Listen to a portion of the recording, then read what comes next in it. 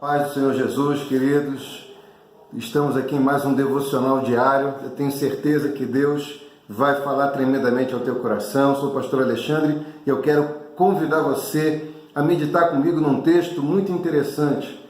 Eu tenho algo precioso do céu para dividir com você.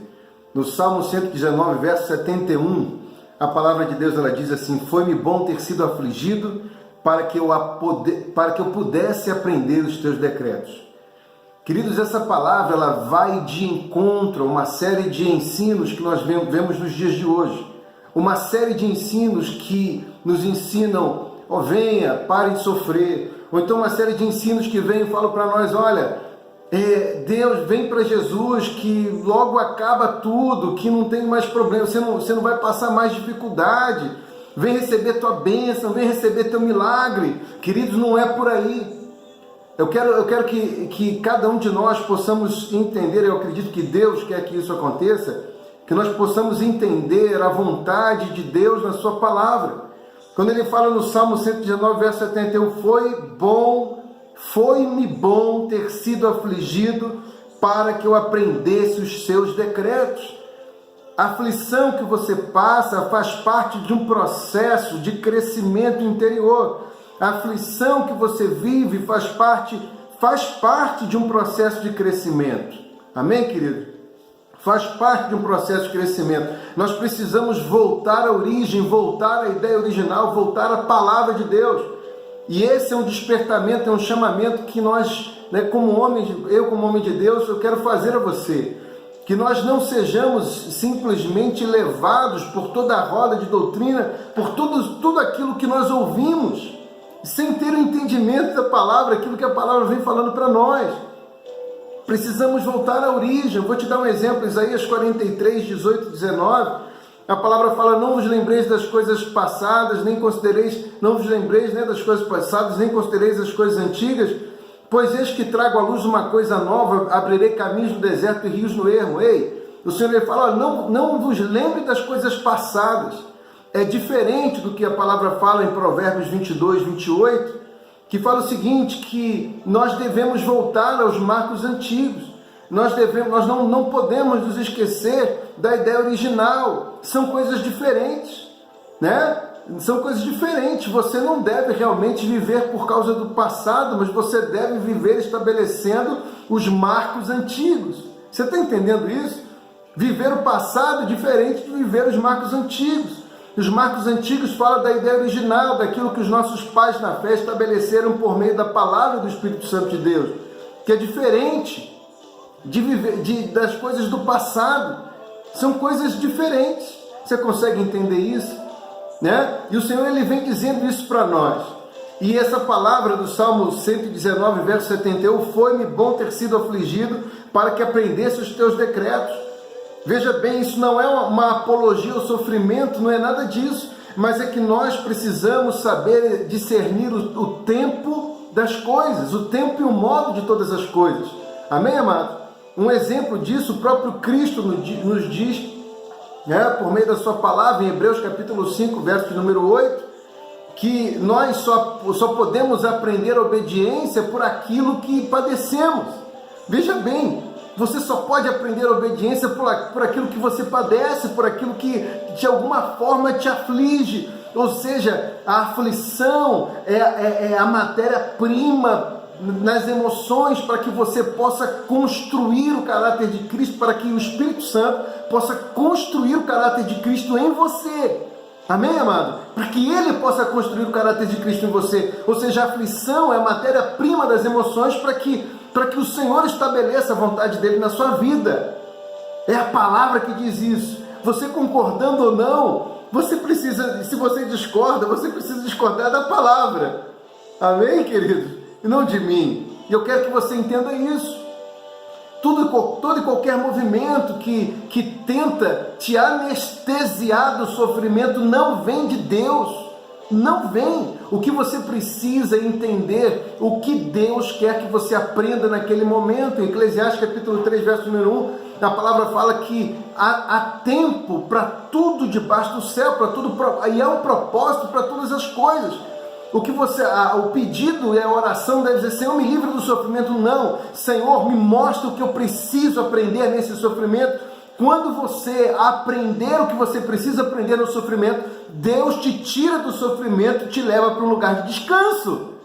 Você consegue entender isso? Então, a forma de nós entendermos o tempo e o modo, e discernirmos o tempo e o modo, é outra forma. E nós precisamos entender isso. Ele fala em Provérbios 19, 21, que muitos planos há no coração do homem, mas o propósito do Senhor prevalecerá. O que o Senhor quer que prevaleça é o propósito dele na sua vida, para que estas circunstâncias elas possam te orientar para o centro da vontade de Deus, e não simplesmente para qualquer lugar ou para o lugar da sua vontade. Deus ele não tem compromisso com a sua vontade, Deus tem compromisso com o propósito dele. Não com a sua e com a minha vontade, Deus tem compromisso com o propósito dele. E por isso que as aflições, elas precisam nos levar para o centro do propósito e não para distante do propósito de Deus. Talvez hoje você entenda, ouça isso e entenda realmente que há um propósito de Deus específico nessa situação que você esteja vivendo. Não abandone o barco, não largue o remo, continue a remar. Não pule do barco, continue a remar, porque Deus tem coisas tremendas e grandiosas para você. A palavra de Deus não é uma questão, não é uma autoajuda. As pessoas usam a palavra como autoajuda, e não é autoajuda, é ajuda do alto. A ajuda do alto é diferente da autoajuda, porque a ajuda do alto ela te ensina o propósito verdadeiro de todas as coisas, e te ensina a discernir o tempo de todas as coisas. E é por isso que nós servimos a um Deus vivo e eterno. Se não fosse assim, não seria necessário Cristo ter padecido. Mas nós aprendemos a obedecer por aquilo que padecemos, segundo diz a palavra em Hebreus 5, verso 8. E nós precisamos entender essas coisas, amém, queridos? Precisamos entender essas coisas. Por isso, você precisa buscar, já diante dessa circunstância, diante da aflição, você precisa buscar entender o tempo. Talvez seja o tempo de você se retirar mais, de você ir para a intimidade com Deus, talvez como você nunca foi. Talvez você abrir mão de tantas coisas que te empanturram e ir ao encontro daquilo que te nutre de verdade, aquilo que pode realmente satisfazer realmente as necessidades que você possui em Deus, na sua alma e no seu corpo. É isso que Deus espera de mim e de você. Deus espera algo diferente. Deus espera que nós possamos discernir o tempo. Senhor, eu preciso te buscar, eu preciso buscar a intimidade, mas como diz no Evangelho de Mateus, capítulo 6, verso 6, nós precisamos ir para o secreto. Veja bem, intimidade no secreto. Só que muitos acham nos dias de hoje que intimidade ela é algo público. Intimidade com plateia é pornografia. O que você precisa buscar a Deus é na sua intimidade, você e Ele, buscar a Ele na sua intimidade. Você não precisa aparecer para ninguém. Marcos capítulo 7, a partir do verso 24 até o verso 36, tanto no caso da cura da mulher cirofenícia, quanto no caso da cura do homem surdo e gago, o Senhor fala sobre isso. Ele começa o capítulo 7, verso 24 de Marcos 7, ele começa dizendo: olha, não conte para ninguém. Aí ele termina o verso 36 dando uma ordem para a multidão: não conte para ninguém. Ele não quer exibição. Não é exibição. Ele não é exibição, querido. Ele quer, ele deseja a nossa intimidade com Ele. É a intimidade verdadeira que gera manifestação e não exibição.